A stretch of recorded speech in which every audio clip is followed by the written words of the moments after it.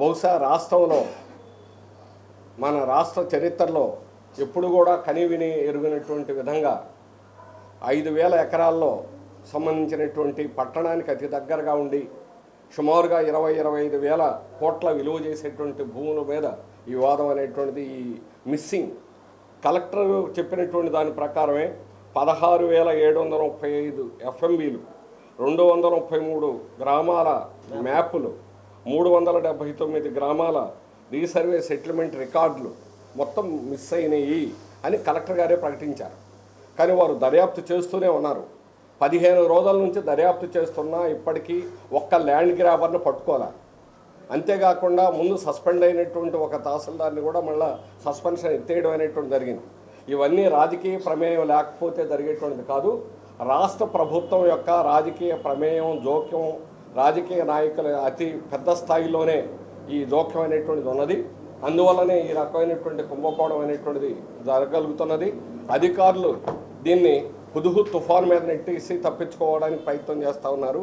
ఇప్పుడు కొమ్మాదిలో ఇన్ని రోజుల నుంచి చేసినటువంటి దాదాపు దర్యాప్తు పూర్తవుతుందని చెప్తున్నారు. ఒక్క ల్యాండ్ గ్రాబర్నైనా మీరు అరెస్ట్ చేశారా, వాళ్ళు పేరు చెప్తున్నారా? ఒక్కడి పేరు చెప్పడం లేదు ఇంతవరకు. ఆ పేరు చెప్పేటువంటి ధైర్యం ఈరోజు జిల్లా అధికారులకు ఎందుకు లేదని చెప్పేసి అడుగుతున్నాం.